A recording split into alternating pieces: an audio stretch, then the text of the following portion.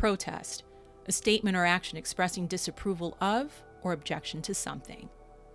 America has seen its fair share of protest. The Civil Rights Movement from 1954 to 1968. In the early 1970s, people protested to end the Vietnam War.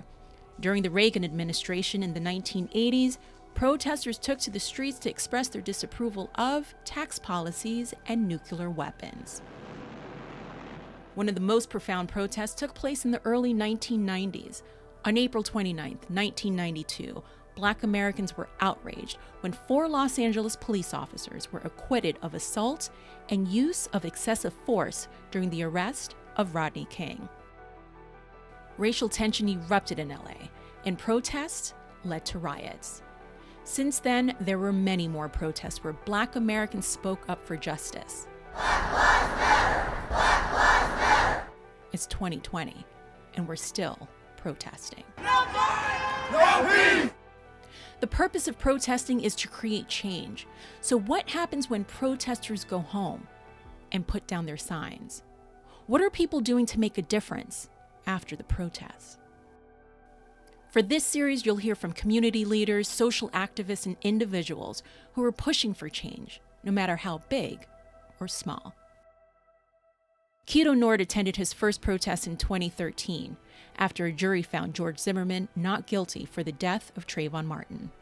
The Trayvon incident touched me personally because having a son, I knew what the world could be like. And it was the realization that, hey, this literally could happen to any of us.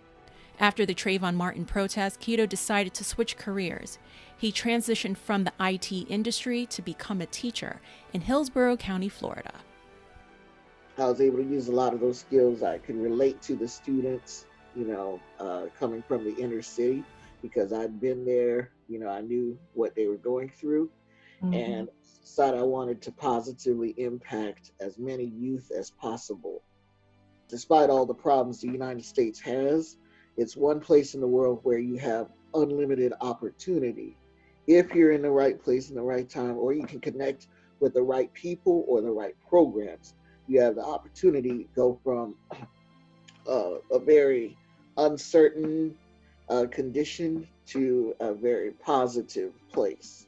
Since the George Floyd protest, have any of your students come to you to get advice or ask you your thoughts on what's taken shape in America? Pre-COVID-19, I would have been up in front of the students and I would have opened up my projector, turned on the laptop, showed them a protest video, and we might have discussed for maybe about 5 minutes or so, hey, how do you keep yourself safe in an unsafe world? How do you talk to people? How do you treat people? How do you prevent yourself from being in the wrong situations as much as possible? Those are the type of life skills I try to pass on to my students. Say if, I'm your student and I come to you, I was like, can you believe this? What would you say to me? I'd say, yes, I can believe it, because unfortunately, even though we are all made as perfect people, there are a lot of folks who don't treat each other as if we're perfect, good people. There will always be someone who's going to doubt you for a variety of reasons.